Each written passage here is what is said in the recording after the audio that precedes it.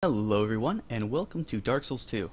I'm Necromancer, and the stunning example of manhood that you see before you is Faraam, the god of war in the Drangleic pantheon, and patron of the Ferosan Lion Knights, over in the land of Ferosa, over in the Shaded Woods. I'm going to be doing a fairly advanced playthrough of Dark Souls 2, just playing as I regularly would. Have a particular build in mind, and fitting with the theme of the Ferosan Knights, it's going to be a very focused strength build. Grabbing the early Bandit Axe and Blacksmith's Hammer for really heavy, quick DPS, and much later in the game, planning on grabbing the Red Iron Twin Blade out of the Shrine of Amana once I get the chance. All of these weapons have received significant buffs from the newest patch, the calibrations in 1.08. So I'm really interested in trying them out, seeing how they handle, and depending upon what weapons I can get elsewise throughout the playthrough, I might also be using the Red Iron Blades, the Red Rust Blades, sorry, that you get from Vengarl after defeating his body, since they work really well with a strength build, and they upgrade with Twinkling Titanite, which none of the weapons that I have in mind do. As such, I want to have some sort of sync for those. As you can see, I've already looted the first section of the tutorial area. It was just a quick fight with the ogre, but that's a very necessary fight, especially on this character. The 1,000 souls that I gathered from that fight is going to give me enough to outright buy the first level up that I'm going to need, and I need that first early level in order to wield the homunculus mace that you get from pre-ordering the game. It's kind of cheap, but especially because it just received a base damage bonus of 15 base damage in the newest calibration. It's a very, very powerful weapon early game. I was messing around on a new bandit character, and it actually manages to take out all of these early hollows in a single light attack, with just no effort on your part. So that's really going to help me clear through the Forest of the Fallen Giants and the first little bit of the Lost Bastille before I can get my hands on a proper weapon. Once I'm in the Lost Bastille through the Pursuer boss room, I'm going to be able to pick up the Craftsman Hammer, and from there it'll be a short matter to make my way over to No Man's Wharf, grab the Bandit Axe, and at that point I should have enough upgrades with Leningrad in order to get the Blacksmith's Hammer, and my playthrough will be off to a pretty good start. Until then, I'm just going to be using the broadsword. Once I've got the level in dexterity, I'm going to be able to grab the homunculus mace, as I said, and that should be enough to carry me through whatever I need. Boldstone, that would be useful if I'm heading down any sort of faith-related playthrough, but Boldstone and White Ring, admittedly not some of the best options I could have got. Probably should have kicked down that ladder, but it'll be no big deal to come back to later. I'm not going to enter any of the other tutorial areas because I don't need to kill the other two ogres, as I don't have to get the ladle for this playthrough, and I'm not going to need their souls for anything, as well as the coffins that are important, and there's no loot down the other path that's of any worth. Only a amber herb, which I'm not casting, so isn't going to be an issue, and a cracked red eye orb, and since I'm not planning on doing any invasions, especially early level, that would just be worthless. I am going to come down here just so I can grab the Morning Star as well as the binoculars.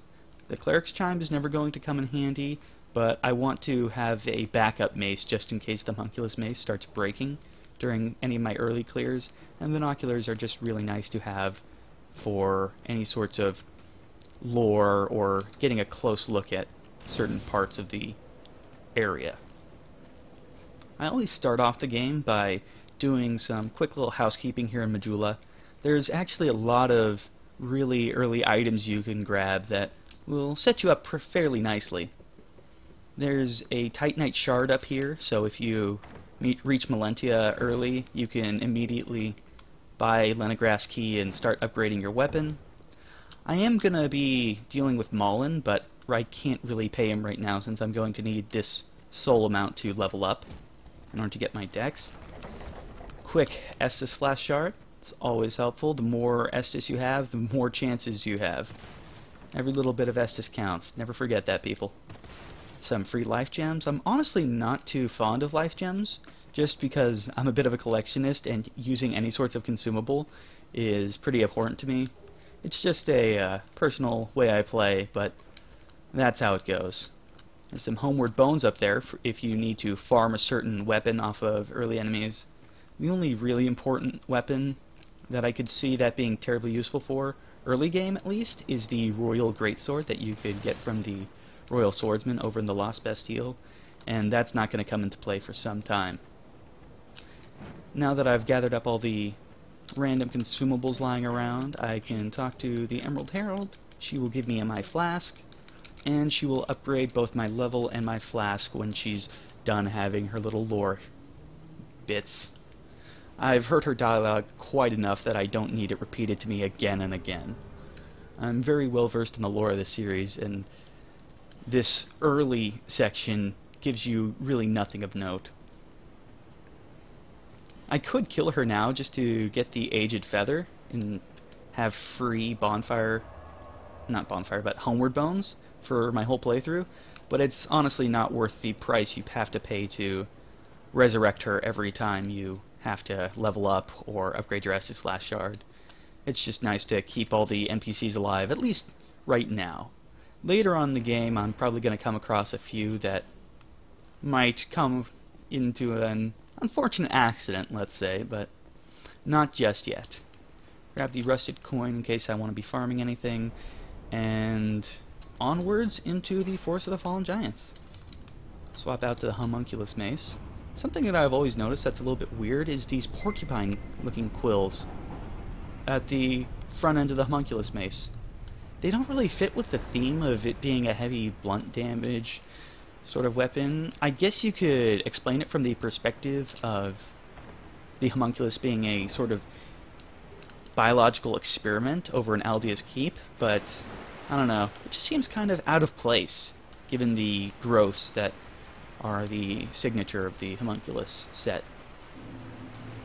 As for the early DLC weapons that you can get, the only ones that are really worth anything are the Transgressor's Shield, which can be dark infused to give you 100% darkness block, as well as this Homunculus Mace, which is a ridiculously powerful weapon for early game clears. Like, watch this.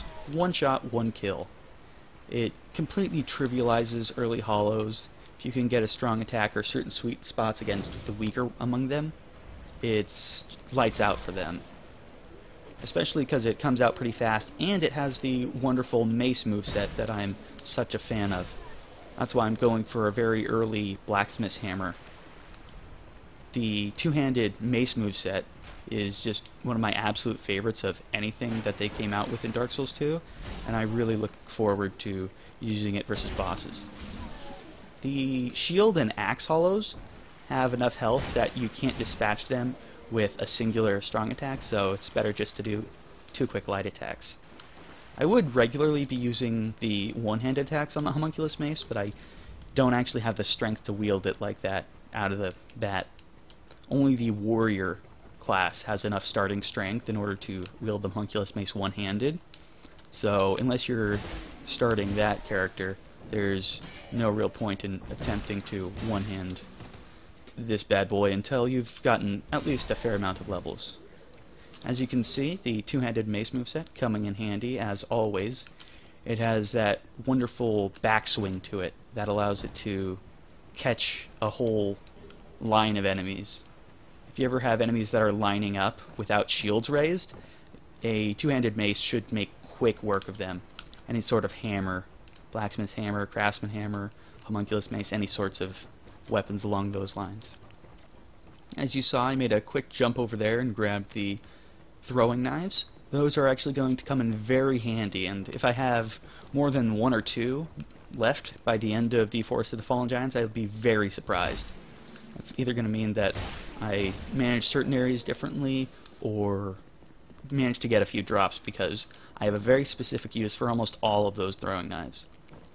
There's many areas in the early levels where a little bit of range comes in really handy, and the throwing knives are your best early option. I'm going to equip those while I wait for my stamina to regen, because you can't start sprinting, and thus you can't start jumping once you've lowered your stamina all the way down. But now I've got that. I have considered whether it's worth the time to go all the way around, but I'm not particularly worried at this point, so I'm just going to drop down, take that little bit of falling damage, and prepare myself to fight this Hide Knight. And it now strikes me that I don't have my Estus Flask equipped. Let's remedy that. That'd be a silly idea, going to this fight without Estus equipped. Get the dagger just for that little bit of early damage. It'll do about 500 damage off the top of his health bar. Any sort of kicking attack will get him to stand up for you. And there we have it. 534 damage out of the gate. You can hit him while he's down and coming up. It might be a little bit risky, but see, that's the fight.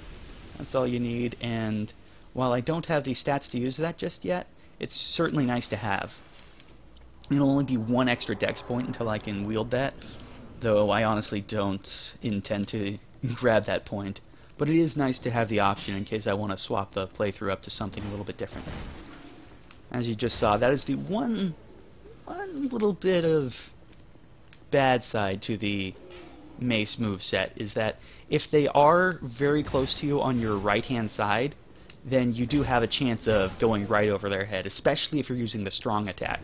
That actually comes out a little bit higher and more over to the left, so you've got a much better chance of missing if you try it that way. Bastard Sword. That is a wonderful drop that on most other characters I would immediately set myself up to use, but no, I'm trying to focus on very short range, really heavy strength weapons in this playthrough, so it's kind of out of the picture. Depending upon where exactly you stand when you throwing knife him, he can actually fall down and become much faster prey, but it's fairly inconsistent, so I never rely on it. That early hit will allow me to dispatch him with one quick one and not really have to worry about it, but it's nicer if he falls down.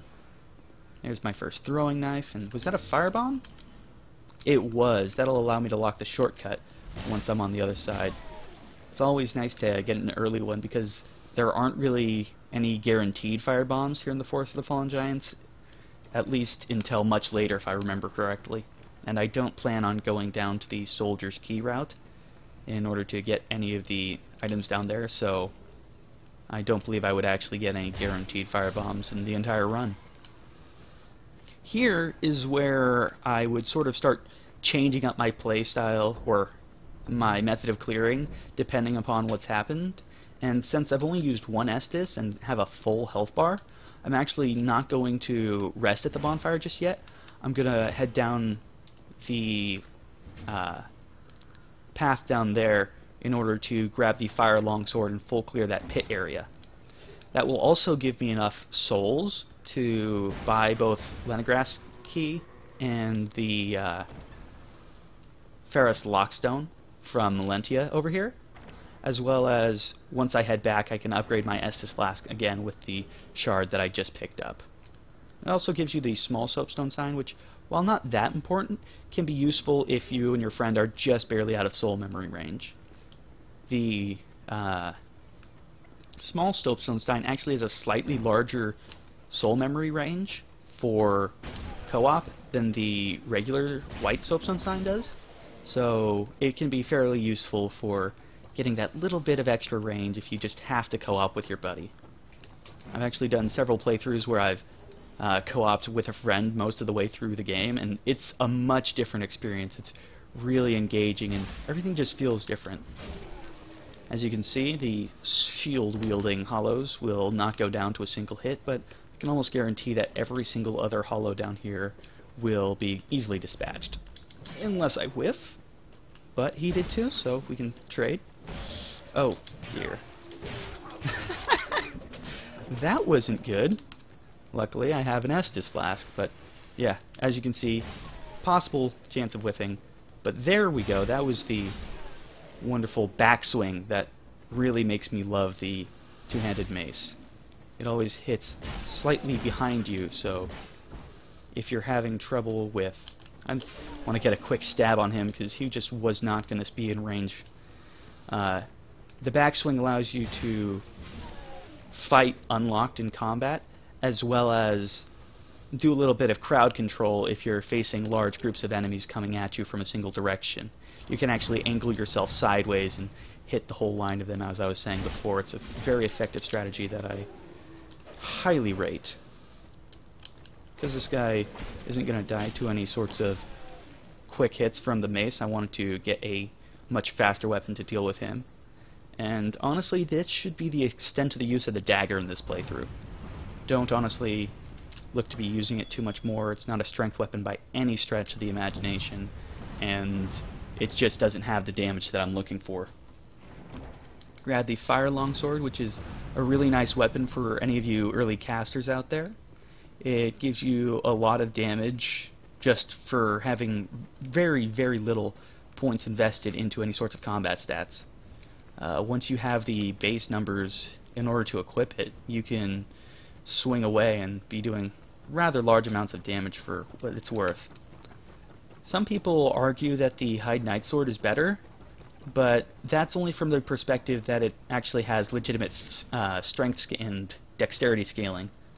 As you can see, the Fire Longsword has greatly diminished strength and dexterity scaling in exchange for fire scaling, which isn't going to be useful early game, while the Hide Knight Sword over here still retains the CC scaling in both. So it's a much better choice for anyone who is going to be grabbing strength and dexterity. Though, again, for casters, not really too big of an issue. I've got 5,000 souls, and it's time to speak to Melentia. She will be giving me the Leningrass Key and Lockstone in order to get my early Chloranthy Ring, and then I'll be back to Majula to sort out both of those instances.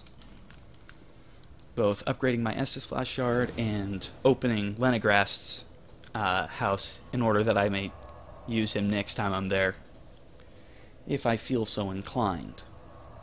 Something I actually am legitimately terrible at is remembering to use up all my Estus Shards or Sublime Bone Dust whenever I'm in Majula, but I rate that as part of the failings of the central hub area. It's kind of a system that I'm not really a fan of.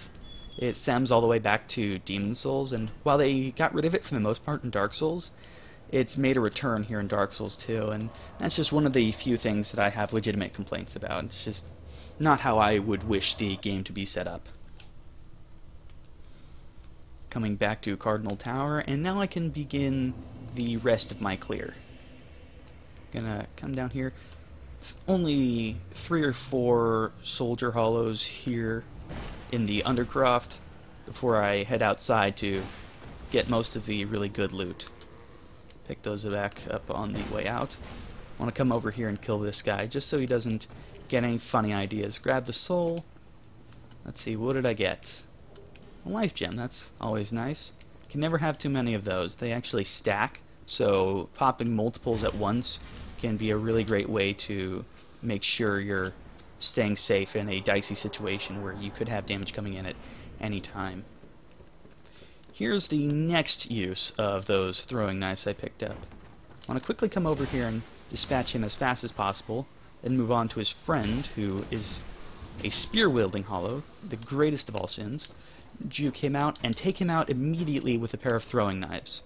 That will make your entire time in this area so much easier, because otherwise you have to wait till after you've spoken with Kale in order to take him out, and that's such a long time with him just planking arrows at you constantly, having to duck, dodge, dip, and weave in order to avoid all that damage that you just don't need to be taking if you can use a quick, early pair of throwing knives. Solves the entire problem. Come here and grab another Titanite Shard. There'll be a few others here in the level, but that's always one that I want to make sure I grab. Huh. Normally there's an archer there, but sometimes he abandons his post to try and melee you. I may have killed him as one of these 2 corpses here, but I wasn't necessarily counting, so I can't say for certain. Wait till he fires an arrow, make the jump, come around and get the backstab. If he hits you with his arrow while you're midair, it will stagger you midair and cause you to fall down. And so you have to be very careful that he doesn't hit you as you're making the jump, otherwise you will fall into the pool below, and clearly hollows cannot swim, so that would be instant death. I'm not going to grab the item over there as I talk with Kale. It's just an amber herb, and since I don't intend to do any casting, at least until much, much later on, it's not going to be worthwhile for me to take the time to walk on over there. Grab his house key. That is honestly one of the most important bits of loot you can get in this entire area early on. It gives you access to 3 really, really worthwhile items. Not just 3, 4 if you count the chest above. In the basement of the Majula Mansion, you get the Soul Vessel, or whatever mystery item is going on currently. I believe it's the Murakumo, which kind of makes me want to start a dex build, but I don't actually like the Murakumo for PvE fighting, so I've thought better of it. But the mystery chest, just as a side note, there is a hollow down there guarding a bit of loot, but it's just a torch, so it's not worth the effort to go get it. The torches are kind of worthless in this game just because you get so many, so I don't rate actually heading down there to grab that. Wait for him to whiff. Get the... oh! Goodness. That sucked me into the wrong animation. Well, that'll be the first Estus of this run. As I was saying, the Soul Vessel, or whatever mystery item is going on in the Majula Chest Mansion thing, it also gets you a free human effigy and another Estus shard, and most importantly of all, it gets you 3 free Titanite shards. Though that's enough to get any weapon to +2 right off the bat, as well as give you enough to get a weapon to +3 and another to +1 if you grab all the Titanite that's available. Quick pop that shortcut open just in case I need it later. As you saw, as I was facing the Spear Hollow, if you can get a sprinting attack while he's coming up these stairs here, he won't have his shield up, and as such you can dispatch him without any real problem. The only issue I ever have with dealing with spearmen is their shield, which seems to be blocking at all times, so being able to take him out without having to worry is really nice. I haven't managed to consistently get this guy to fall prey to this trap here, so I found it's easier and simpler just to sprint into him. A lovely... oh. The problem with these enemies is that their sprinting attacks come out very quickly, and there's several of them, so even if you dodge the first one or the second one, the others can still kind of pile up on you.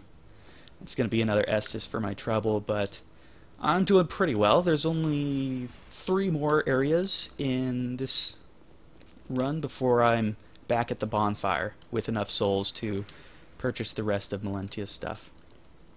Quick, open up this chest right here. It's trapped, but you can get out of that no problem. This door is a little bit interesting because while it's locked from this side, you can actually knock on the door and the hollows within will open up to see who's knocking on the door, as it were. It's really sad that they didn't add more interesting mechanics like that throughout the game, but the Force of the Fallen Giants really seemed like a showcase piece of all the interesting things they could do. Just explosive traps, Ferrous Lockstones, shortcuts. It's a bunch of really great stuff that it feels like the Force of the Fallen Giants is a technical showpiece, and I guess it was because it was one of the first levels designed, and as such it really has a lot of tender love and care that goes into all the ins and outs. It really has that Dark Souls feel that I love, and it's just kind of sad to see that the entire game didn't turn out to be as great. Not to say that I dislike it by any stretch. I mean, I've spent so much time with it thus far. It's got a much better combat system than the original Dark Souls, but I think the level design in Dark Souls 2 suffered a bit. Grab the slab and this Chloranthy ring. It's a nice ring to have just from the start of the game. Gives you a little bit extra stamina regen, which is useful for running around, sprinting, or recovering in certain dicey situations. Also equipping the life ring and stone ring just because I have free slots. Not going to bother with the white ring because I don't like the way it looks and it's just extra weight. But aside from that, I should be pretty set. Come on over here and kill him. Since he's a spear guy, he won't die in 2 light attacks, so I definitely want to use the strong attacks there.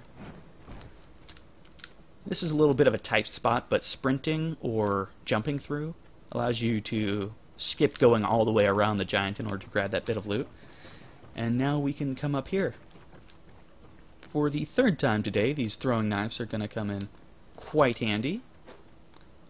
Quick pop 2 of them off on him, and that will allow me to clear this entire section here without any struggles because of the witching urns that I picked up earlier in the level. Not only will they do almost the entire health bar of this guy and knock him down, but this hollow right here, because of your elevation and proximity, you can actually get a headshot for bonus damage, which will kill him outright.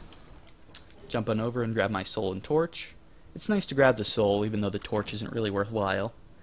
And this item right here, which is another soul. Oh, no, infantry helm and mail breaker. For those of you who are solid mail breaker diehards, at this point it's the closest thing to a consistent joke weapon that Dark Souls has. It's been in every single Souls game, all the way from Demon Souls through to Dark Souls 2, as you just found out, and it has been absolute rubbish in every single one of them. I'm completely convinced that FromSoft just keeps it in there because it entertains them, that people will actually use that as a weapon simply because they've included it. Because that's the kind of community that Dark Souls has. Hop on over here, quickly dispatch him. Because I was really close, I managed to get the perfect sweet spot damage and dispatch him in 2 light attacks, but if he was crouching down as the hollow was earlier, that would not actually have been possible. Get the backstab, wonderful. It doesn't perfectly protect you from those two's retribution, but it does put you in a much safer spot, and it takes care of the spear-wielding hollow, which is the biggest enemy in that. I don't want to waste the weapon durability because I'm getting kind of low, so I switched to my fist there because it was just 1 tick away. As you can see, there's an illusory wall here with a sorcerer's catalyst for any of you who want to be casting spells but didn't start as a sorcerer. There's also an amber herb. I grabbed that just because I'm addicted to secrets, and any sort of illusory wall has got my attention no matter what it is. Draw him out. Oh, still got the hit. And I staggered him while he didn't stagger me, so I win the trade. You have to make sure this iron gate closes in order to get Pate to give you the soapstone. And I'm going to want that because I don't really like the small sign soapstone, just because it's a little bit harder to find, especially if you're not bothering with the name engraved ring. And I don't necessarily need extra stones, so it's not something that I'm actually interested in. Finish all that up. I'm just going to Estus here to be safe. Want to keep your health as high as possible. This next area is one of the only really optional places for the throwing knives. As you can see, there's 2 spear-wielding hollows down there, and they can be a bit of a difficult fight if you don't aggro them one at a time, just because the spear-wielding hollows are the most dangerous of the hollows here in the Force of the Fallen Giants, and 2 of them obviously is going to be much worse. As you can see, if you can bait them into that 3-hit combo, they leave themselves wide open right afterwards, and so you can just sweep on in. But depending upon where my health is and where my throwing dagger count is at, I may or may not decide to just plank one of them down with a pair of throwing knives. This enemy up here, I always take out with throwing knives. This is non-optional. He is going down with throwing knives because there is no chance in hell that I am facing a spear-wielding hollow on this narrow sword. Once again, we get the height advantage for the headshot, which will immediately kill any of the hollows here in the Forest of the Fallen Giants. And from there, we've pretty much cleared all there is to clear in the beginning section of the Forest of the Fallen Giants. If you can get the proper aim there, you can kill that crystal lizard in a single witching urn, but I wasn't paying attention and missed the first one, so it took me both. but it's no matter. I'm not going to need those for anything else, and the Crystal Lizard here is the only other place where I feel I'm guaranteed to use that. My weapon is about to break, so I'm not going to take on the giant down there just yet, as well as I have some business with Melentia. Because I've already spent 5,000 with her, all I need to spend now is an extra 5,000, and then I will get her reward. Most of the merchants in this game have certain rewards that you can get from them if you either spend enough or go through enough dialogue options, and Melentia is just the same. Once you spent 5,000 souls with her, she will give you the covetous silver serpent ring plus 1, which will increase all the souls you gain by 20%. You can get a free covetous silver serpent ring plus nothing later on in the game, but that will only increase by 10%. So it's much better to grab this one here, especially because it allows you to clear both the bosses in this area and get the bonus souls from them. And since the bosses are the main source of souls here in the Force of the Fallen Giants, it's a really, really strong item to boost your initial acceleration into the game. It'll really set you up to have that much more souls as you go throughout the game. On almost every playthrough I do, I never unequip that, unless I'm specifically going into a PvP setting or am having difficulties with a certain boss and feel I just need that one extra ring. Kill all of them for these souls as I head on through. As you can see, I'm getting 108 souls as opposed to the regular 90 that I would normally get. That's because of the 20% extra. For those of you who don't know or just want an extra 90 souls, there's actually an archer on that platform. You can see him there. But he's just kind of waiting there as a little bit of a bait for anyone who wants to mess around with the elevators without actually heading down. You will get punished for that. This door is locked, and you won't get the key until much later. You can actually cheese around that with the Silver Cat ring, but there's nothing of import down there for me, so I'm gonna completely ignore it. Here we have the last giant. He's really not, as you'll find if you head anywhere special in Black Gulch, but it's a nice title. I've heard a lot of people conjecture that he's actually the imprisoned giant lord that you kill in the memory of Jag, but I don't really agree with that for a pair of reasons. Not only do you actually kill the giant lord in the memory of Jag in order to get the giant's kinship, but also there's several other models of giants that look just like this. All the trees you actually find around the Forest of the Fallen Giants, so we know there are multiple giants that have this same model. There's no reason to actually suspect that this one in specific is the giant lord, especially because we saw that he died. You killed him yourself. I mean, at least if you finish the game, you certainly have. Most of his attacks, if not all of them, can be avoided simply by walking away. If you get greedy like that, you will have to spend some stamina and roll out, but it's no matter. Oh, again, getting greedy, but that is the kill shot, so that's all for him. No Estus, wonderful. Soul of the Giant, and the Soldier's Key. Soldier's Key will allow me to grab a ring and a few torches, as well as head on to face the Pursuer in his proper boss fight arena.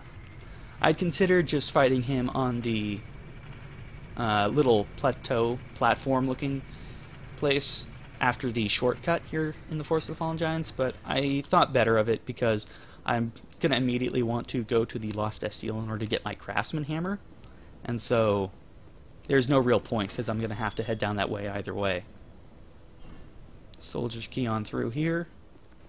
This gets you a little healing ring that can be very helpful if you're running low on healing items, or if you're new to the game, it's very helpful to have that little bit of just solid regen.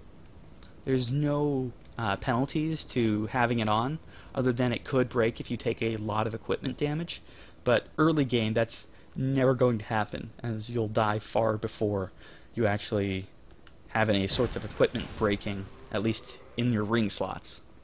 Heal him just for a little bit of extra souls.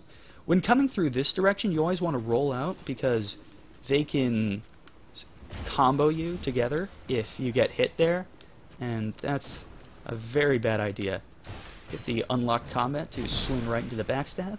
Didn't even have to sprint. It's a pretty nice kill, kind of happy with that. Come on through here. Another use of the soldier's key. And here we are. Sprinting attack to make sure I get him before he gets his shield up. We trade blows, but of course I'm going to win. I've got the completely overpowered homunculus mace and the stone ring. There's no way he's not getting staggered. Not only do maces have ridiculous amounts of stun capacity just by the nature of their weight and moveset, but the stone ring just pushes me over any sorts of edges that might possibly stand in my way. That little sliver of health I'm missing isn't going to make a difference in this fight, so I'm not going to bother estusing it. The Pursuer is actually a fairly easy boss if you know how to handle him. Most of his attacks can be dodged either very simply like that, or by walking to his right. Just always walk to his right, and you will have a very easy time of it. If he uses that horizontal slash, roll left so that you're heading through the sword and your iframes are spent on the sword itself. That one attack is one of the two moves that cannot be dodged without rolling. You can't just walk around that. There we go. Have him swing again. Roll behind him. I took a free hit earlier, but it's no matter. He's still going to be a piece of cake. Walk to the right again. Just constantly circle him. The mace has a very powerful moveset for this. It's just very quick, very in his face, very spammy. Oh, that wasn't good. I'm not going to bother healing because, again, this fight's basically over at this point. He's at no health. I'm getting free damage off pretty consistently. Do your jump. Walk right under that. This will be the final hit. There we go.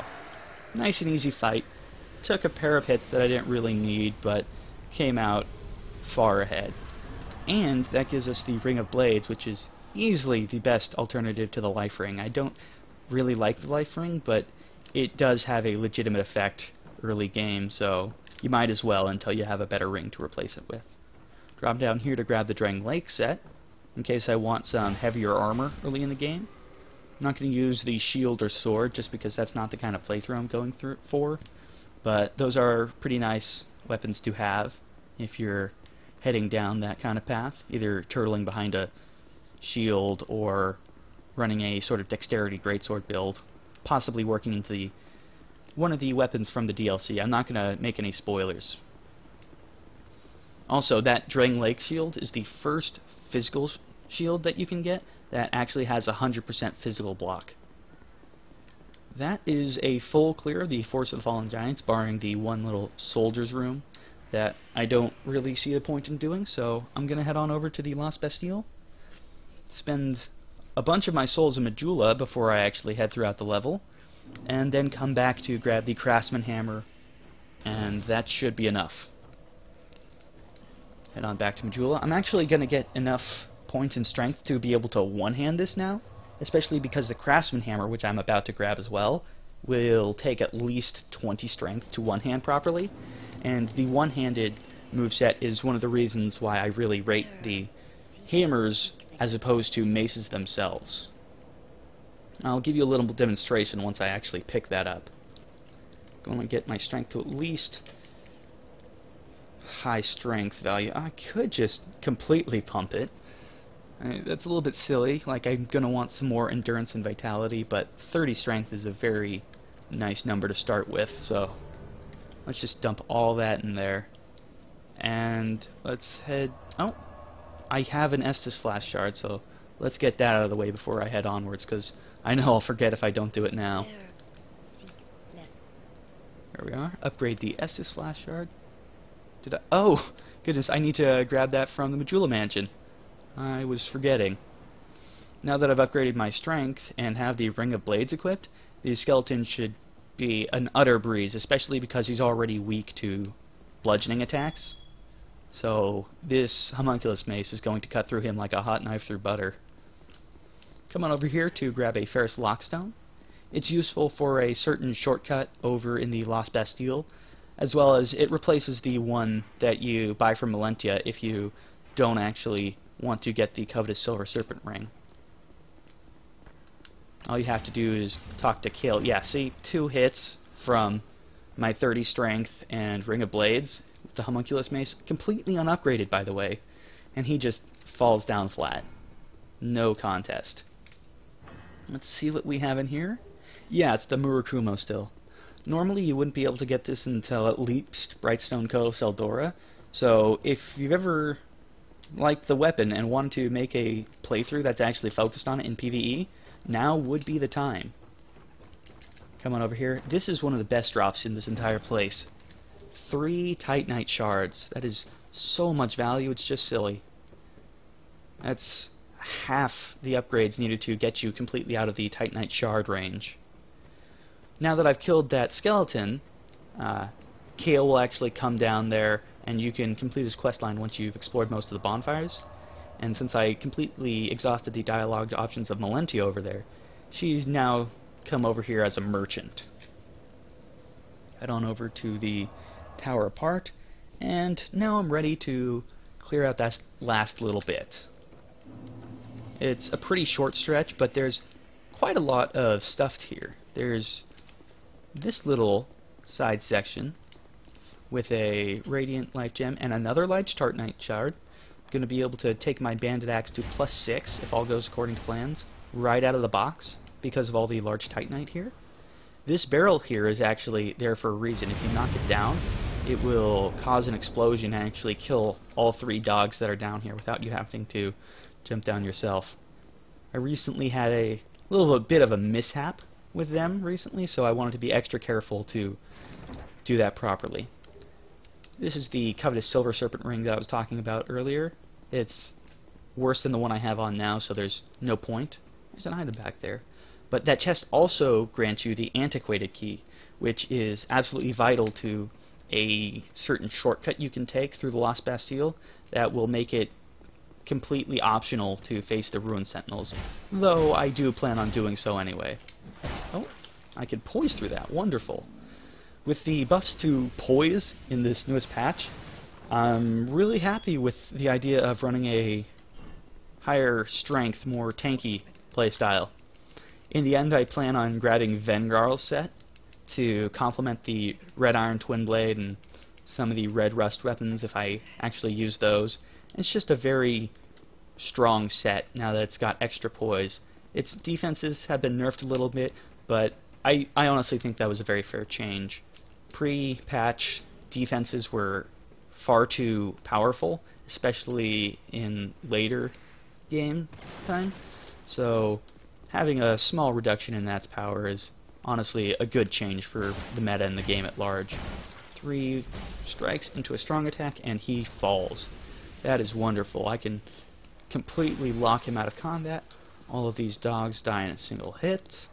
I'm feeling pretty good about this run right about now. Everything's going well. I haven't even died yet, so I've got that going for me. Hell, this might even turn into a no-death run if all goes according to plan. I suppose every run's a no-death run until you muck it up, but we shall see. Come on in here for the 3 hit into the kill shot. Lightly tap this barrel. If you tap it from the just right angle, it will not blow up. Bugger all. Depending upon how you knock that down, it's a little bit chaotic. It's very, very touchy. Depends on how exactly you knock it down. It can either explode or not explode. As you can clearly see, it did no such thing this time, so my only option is to hit it with a fire sword. Take a little bit of damage, but I'm right here at the bonfire. Break that secret open.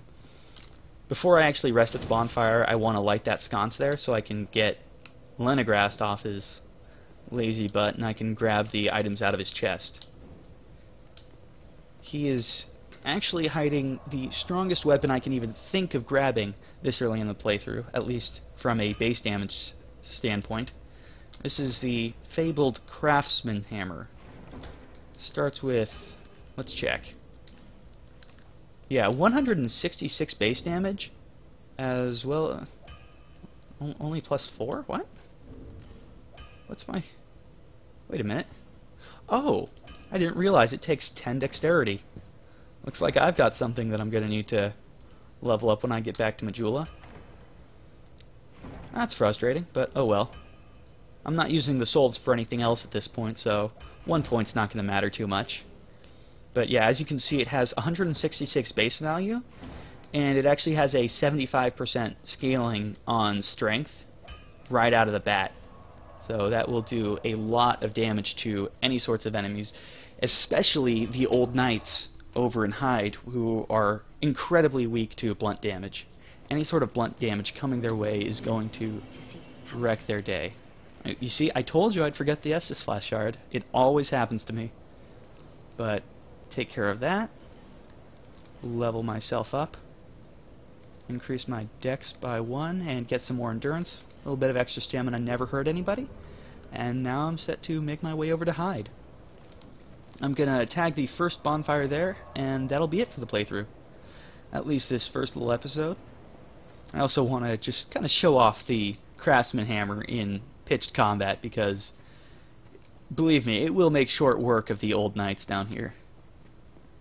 If I was being more of a speedrunner, I would remove my armor just for the bonus stamina regen, because unlike in Dark Souls 1 and Demon Souls, stamina regen is actually based on your equip weight, the little percentage you can see down the bottom right when you go to your equipment screen.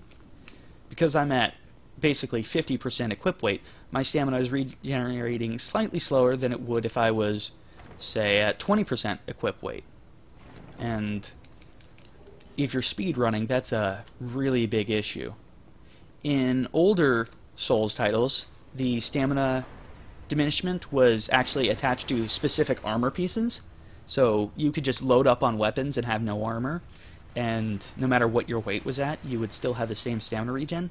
But here in Drang Lake, Dark Souls 2, it's actually a function of your overall weight. So if you're being a weapon master with a lot of light armor and a lot of heavy weapons, you're still going to have the same exact stamina regen problems as someone who's a complete tank wielding the warped sword.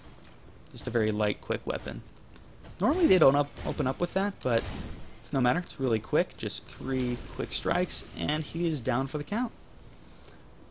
Grab the Pale Stone, light the bonfire, and that will be all for today. Thank you so much for watching, and you have a good day.